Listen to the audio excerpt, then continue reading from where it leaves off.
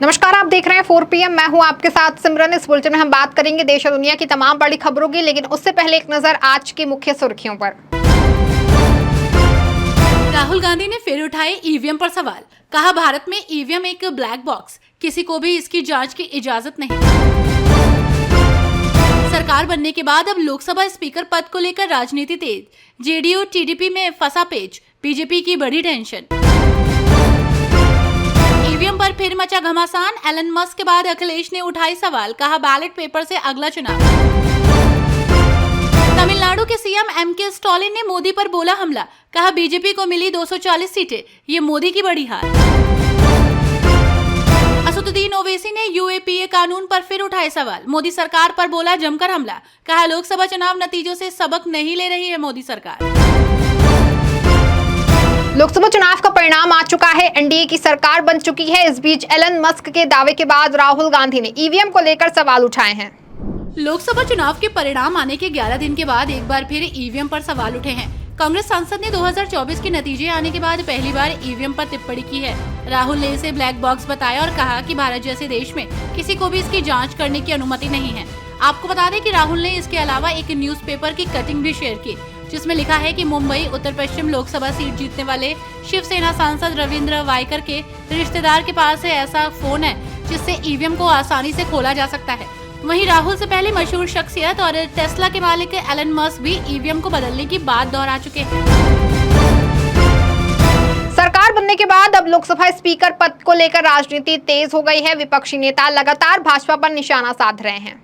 NDA सरकार बनने के बाद अब लोकसभा अध्यक्ष पद को लेकर राजनीति तेज हो गई है। विपक्षी नेता इस पद को लेकर भाजपा पर निशाना साध रहे हैं, तो वहीं भाजपा इस पर अपनी दावेदारी जता रही है। इस बीच शिवसेना यूबीटी नेता संजय राउत ने बड़ा बयान दिया है और संजय राउत ने कहा कि टीडीपी अपनी पार्टी के नेता को लोकसभा अध्यक्ष बनाना चाहती है और अगर उसकी बात एनडीए में नहीं बन पाती है तो विपक्ष यानी इंडिया गठबंधन उनका साथ देने को तैयार है।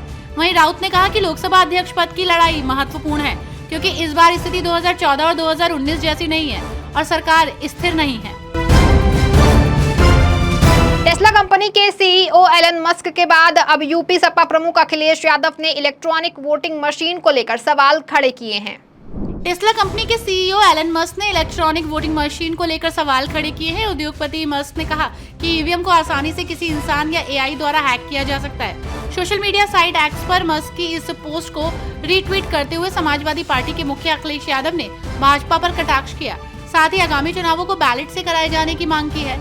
सपा प्रमुख ने लिखा कि टेक्नोलॉजी समस्याओं को दूर करने के लिए होती है, अगर वही मुश्किलों की वजह बन जाए तो उसका इस्तेमाल बंद कर देना चाहिए। आज जब विश्व के कई चुनावों में ईवीएम को लेकर गड़बड़ी की आशंका जाहिर की जा रही है और दुनिया के जाने माने टेक्नोलॉजी एक्सपर्ट्स ईवीएम में हेराफेरी के खतरे की ओर खुलेआम लिख रहे हैं, तो फिर ईवीएम के इस्तेमाल की जिद के पीछे की क्या वजह है, ये बात भाजपा ही साफ करे। नीट पेपर का मामला थमने का नाम नहीं ले रहा है। इस बीच राज्यसभा सांसद और वरिष्ठ वकील कपिल सिब्बल ने परीक्षा में गड़बड़ी के आरोपों की सुप्रीम कोर्ट की निगरानी में जांच की मांग की है। नीट परीक्षा को लेकर विवाद बढ़ता जा रहा है। विपक्षी दल भी इसमें लगातार धांधली का आरोप लगा रहे हैं, तो वहीं अब राज्यसभा सांसद और वरिष्ठ वकील कपिल सिब्बल ने परीक्षा में गड़बड़ी के आरोपों को सुप्रीम कोर्ट की निगरानी में जांच की मांग की है। साथ ही उन्होंने कहा कि सरकार को सभी राज्यों से चर्चा करनी चाहिए और भविष्य में ये परीक्षा कैसे आयोजित की जाए। सिब्बल ने कहा कि अगर किसी परीक्षा में टेस्टिंग सिस्टम भ्रष्ट हो जाता है तो प्रधानमंत्री के लिए चुप रहना वास्तव में अच्छा नहीं है। सिब्बल ने सभी राजनीतिक दलों से आग्रह करते हुए कहा कि वे इस मुद्दे को संसद के आगामी सत्र में जोर शोर से उठाएं। हालांकि उन्हें इस पर चर्चा होने की ज्यादा उम्मीद नहीं है। वो मानते हैं कि सरकार मामला अदालत में विचाराधीन होने का हवाला देते हुए इसकी अनुमति नहीं देगी।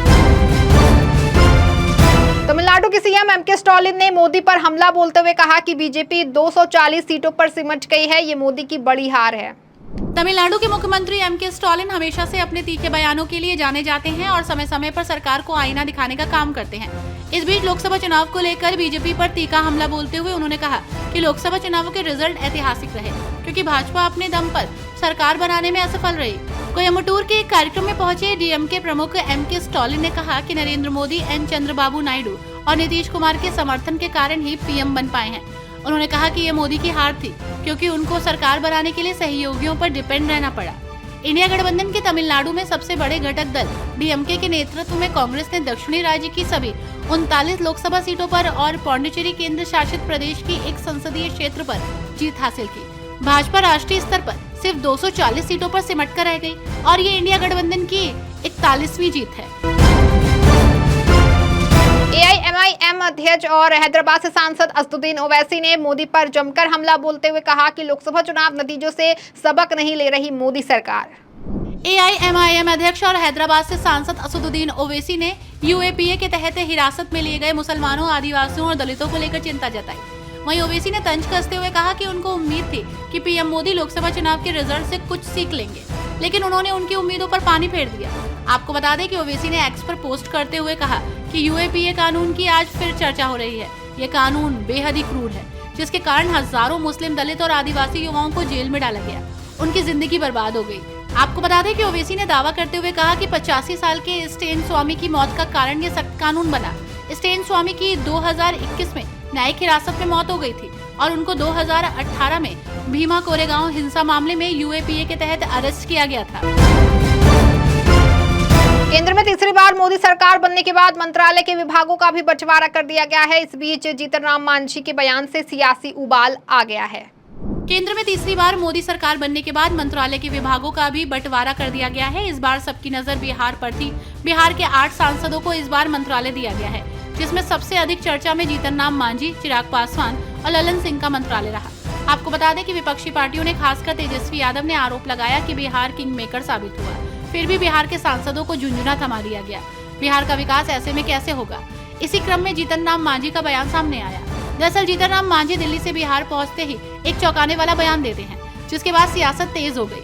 आपको बता दें कि जीतन राम मांझी ने बताया कि हमने अपने विभाग वाला लिफाफा खोला तो चौंक गए। MSME मंत्रालय देखकर हमको कुछ समझ नहीं आया और हम माथा ठोकने लगे। फिर हम सोचने लगे, अरे भाई ये क्या मिला है।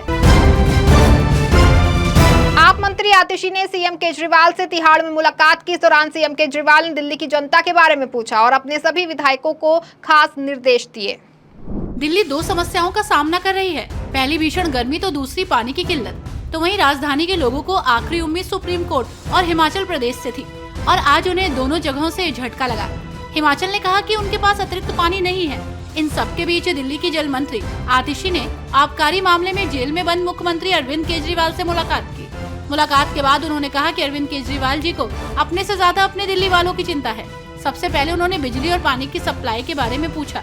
उन्होंने कहा कि जो भी कदम उठाने की जरूरत है उठाए जाए और उन्होंने सभी विधायकों को निर्देश दिया कि वो अपने इलाकों में जाकर पानी की समस्या का समाधान करें।